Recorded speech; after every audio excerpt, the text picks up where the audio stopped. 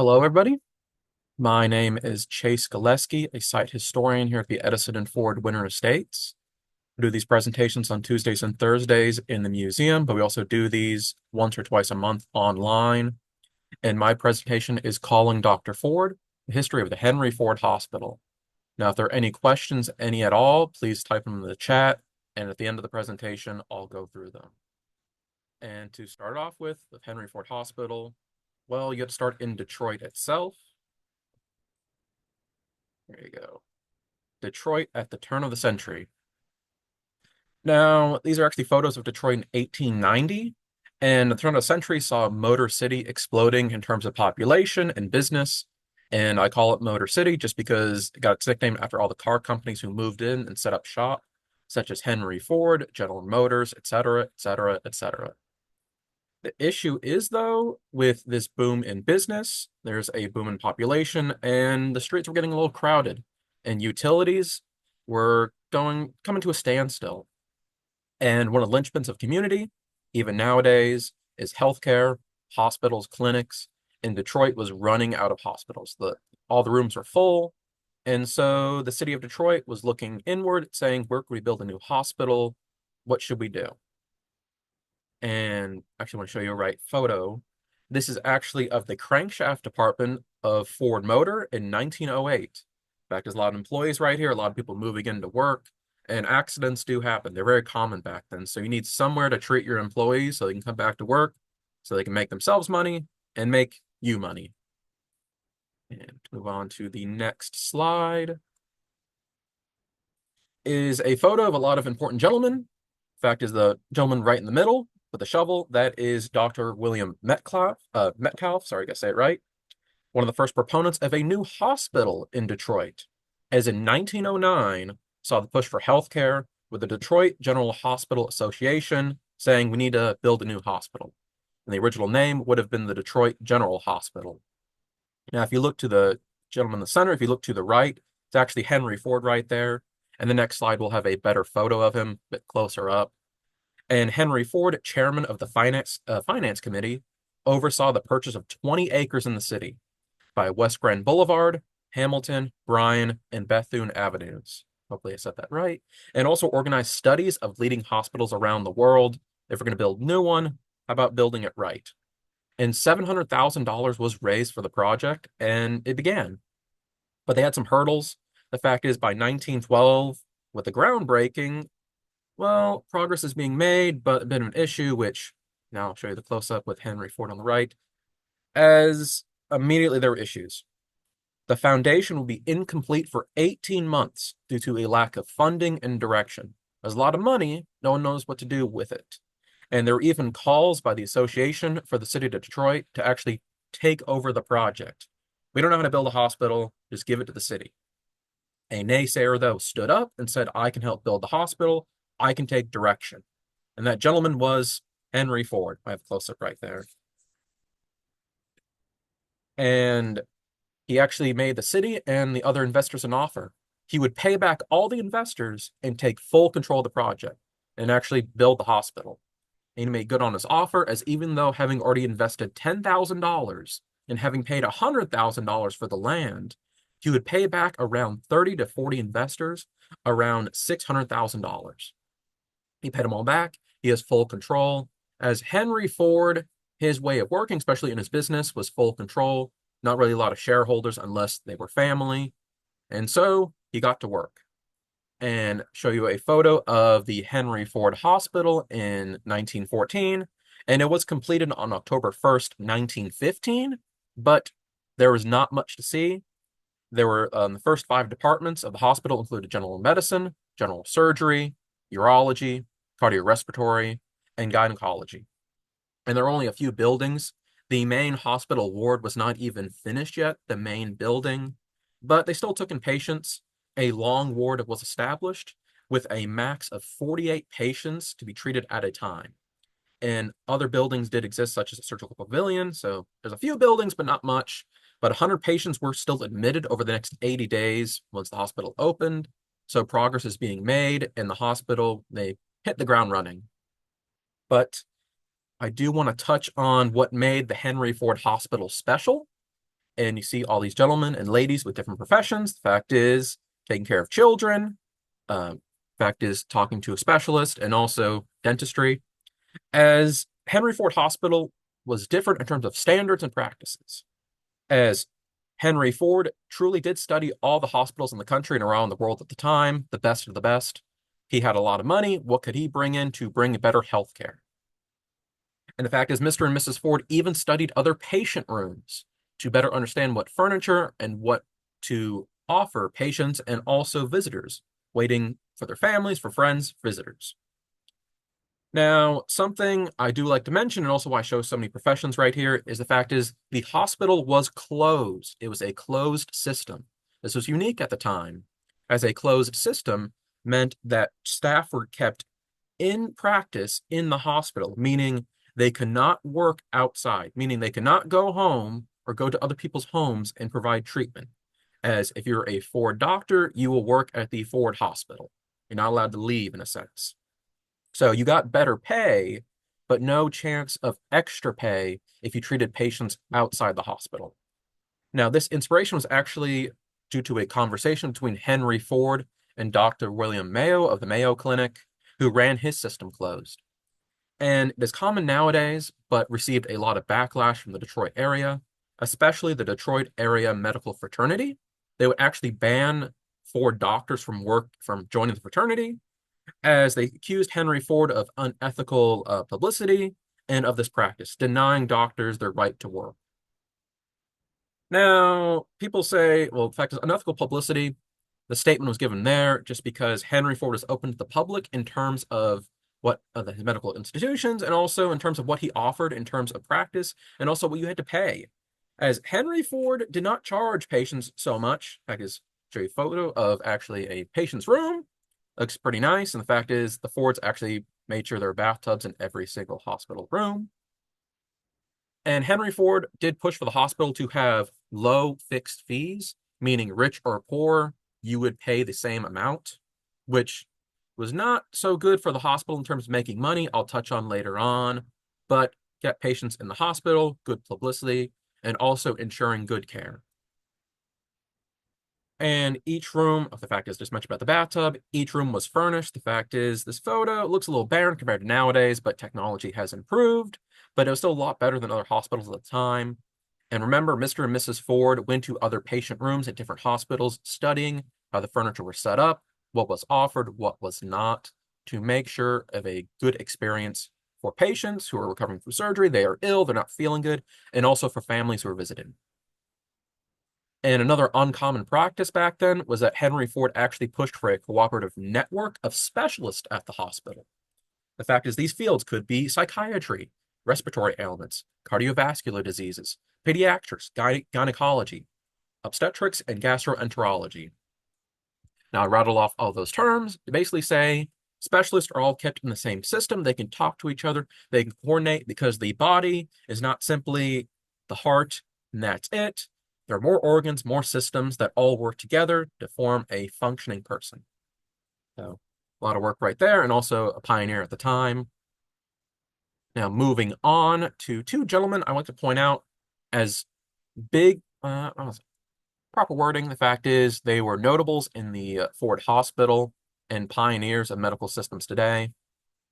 Now, the gentleman I'd like to first talk about is actually on the top right. That is a photo of Roy Dean McClure, and he was the surgeon-in-chief at Henry Ford Hospital from 1916 to 1951. He was the first surgeon-in-chief at Ford Hospital, and also pushed for the use of penicillin during World War II.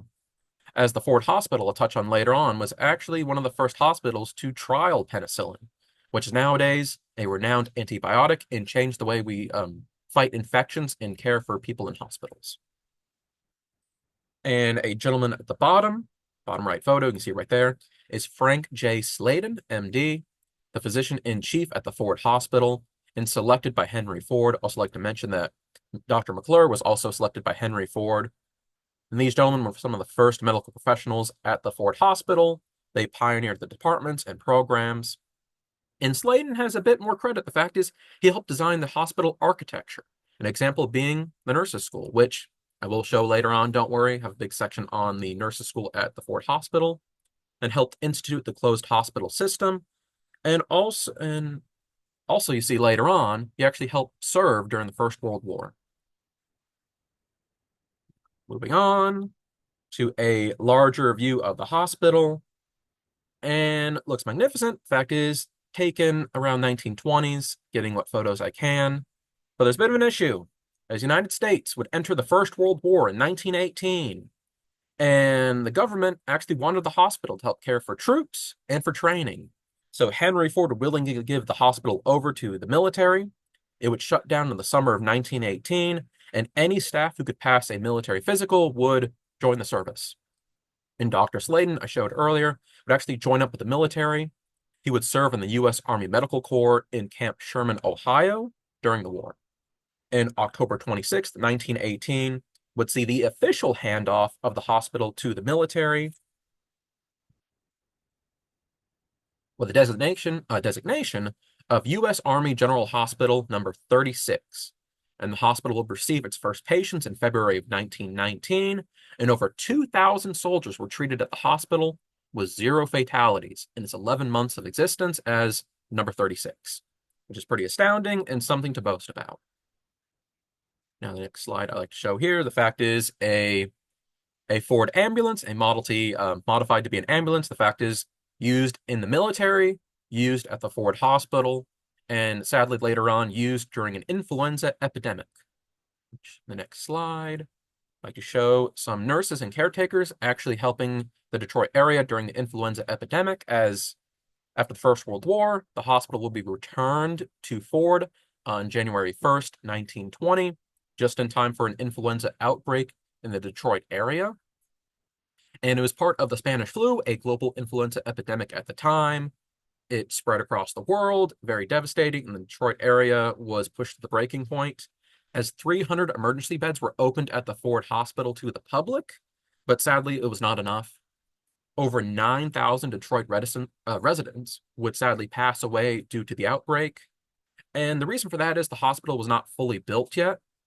It was only in 1921 that the main hospital was opened, 50,000 square feet, 4 floors of private rooms, and a 6-story central unit.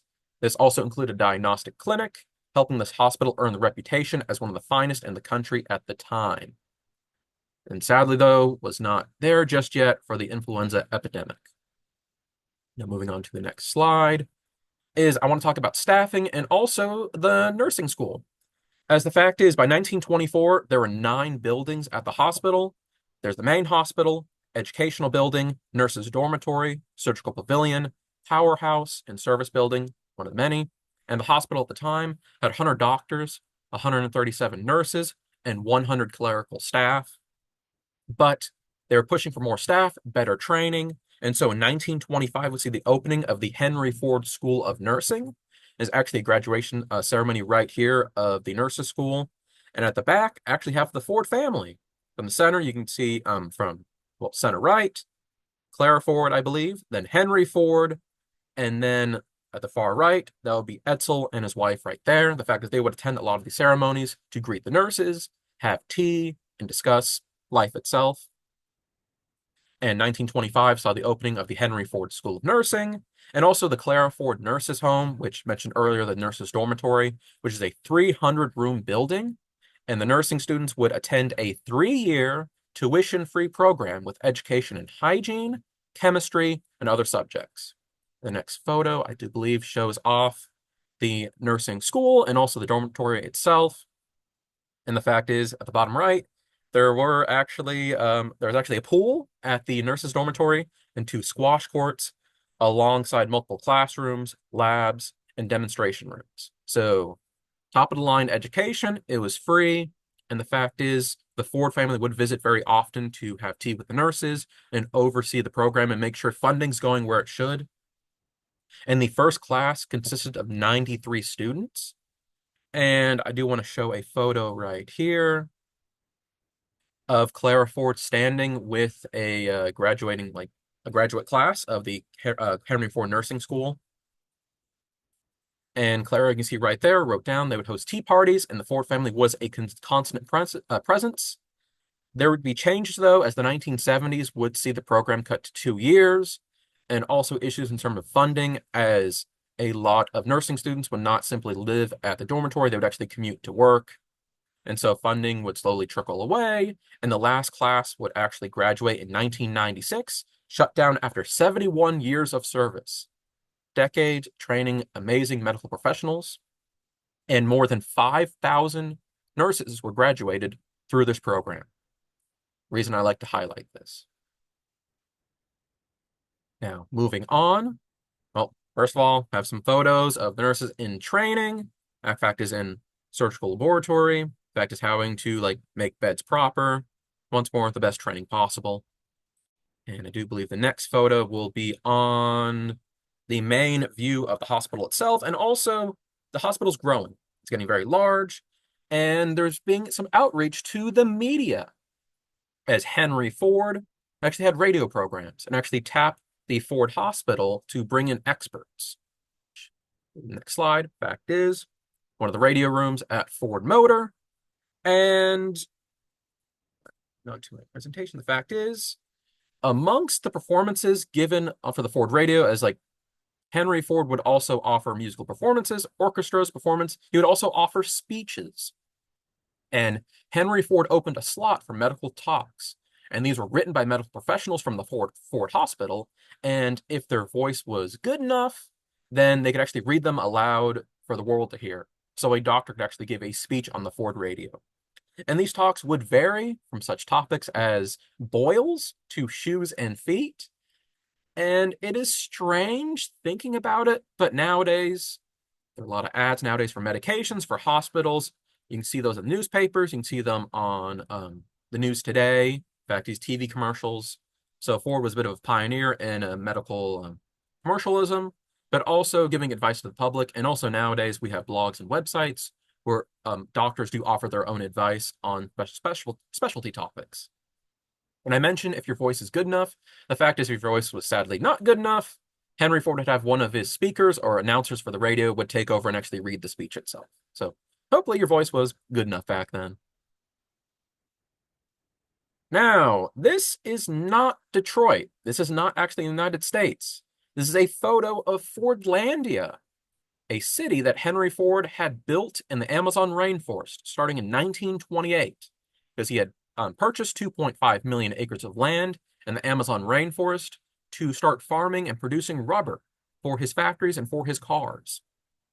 And this is the middle of the Amazon rainforest. A lot of people get sick, so you need health care. And Henry Ford, helping fund the Ford Hospital and still funding it at the time, managed to poach some professionals.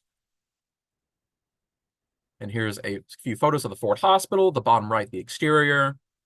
Far left, actually the interior, the hospital ward. And the top right would actually be the pharmacy. A lot of medications stocked up to treat employees and also locals. And so 1931, actually, the photo earlier was of 1931. And the fact is, in 1928, Dr. Lawrence S. Fallis, one of Henry Ford Hospital's first staff physicians, was actually serving as the medical director at Fordlandia, followed by Dr. Colin Beaton. And in 1942, Dr. D. Emmerich, how to pronounce his name, Slilagi, don't quote me on it, assumed the role of Fordlandia's only physician, and he would return to the hospital in 1945, the Ford Hospital, become an internationally renowned vascular surgeon. And the fact is, I mentioned locals. The fact is, the Ford Hospital, every employee brought their family with them. If you were local, it was simply custom. And Henry Ford had policy for American workers to bring their families with them. So medical care was always in need for young or old, and everybody got sick. Sorry to say, 90% of potential hirees for Fordlandia were ill with something, which could range from getting bit by snakes to worms to leprosy. So it was always busy there.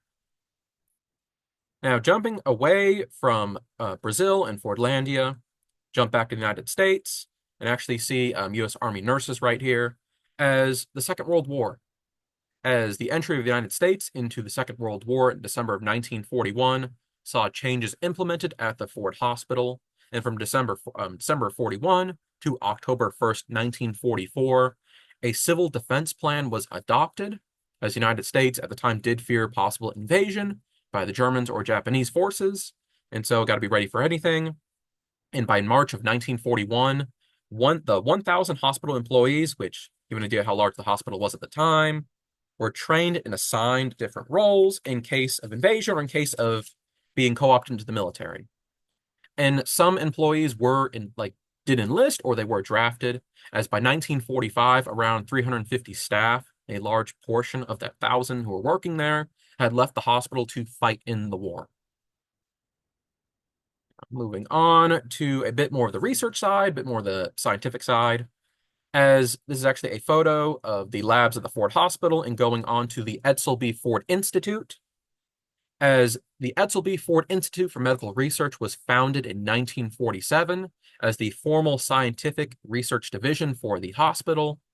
As the fact is, you can't simply treat people, you need to better understand and also help build possible future medical equipment to treat them better, improving care for the public. And it would be renamed in 1968 to the Edsel B. Ford Institute for Education and Research, but the goal was the same. And the fact is, the Edsel B. Ford Institute still exists today. And the goal was to keep the Henry Ford Hospital ahead in terms of practice, care, and medical knowledge.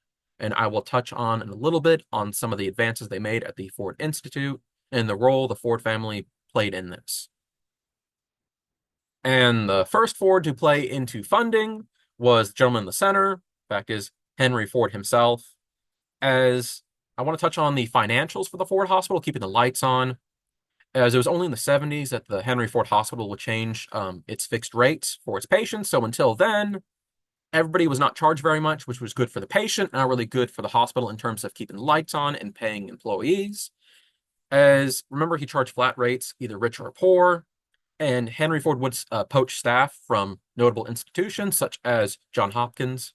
And by 1926, he had spent over $11 million on the hospital, and annual losses back then were about 400,000, which, for my research, I do not know if this was a modern estimate or how it was back then. As the fact is that $400,000 was quoted from a book written in 1957, so I do not know if that's from 1957 terms or in 26. In the end, a lot of money.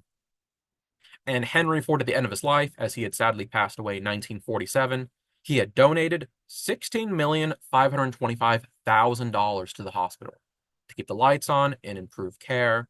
And thankfully, someone else would pick up the torch, and it would be Henry Ford II, Henry Ford's grandson. And see a photo of Henry Ford, Clara Ford, and Henry Ford II on the left. On the right, picture of Henry Ford II looking a little older. And the death of Henry Ford in 1947 and Clara Ford, his wife, in 1950 kind of saw the hospital up in the air in terms of, is the Ford Motor Company continue to support this endeavor? What is their role in the hospital in terms of funding? And millions had been given, and about 1,600 employees worked at the Ford Hospital by 1947. But Henry Ford II would not let the dream die, as he would ensure the Ford Foundation would continue to fund the hospital. And this Ford Foundation was founded in 1936 by Edsel Ford, and it was a way to skirt the wealth tax. As you're making a lot of money, if you don't want to be taxed, put into a foundation and push it towards a good cause. And the Ford Foundation will receive a majority of the Ford estate and around 95%, having a 95% in stakes in terms of the Ford Motor Company in these shares, as they would never sell them, but they were worth about $493 million and would generate around $25 million a year in dividends. And these funds would go towards special projects, whatever the board would decide, such as in 1950, when Henry Ford II saw $13.6 million donated to the Ford Hospital for a diagnostic clinic. And in 1973, saw another donation from the foundation for $100 million. That's a lot of money.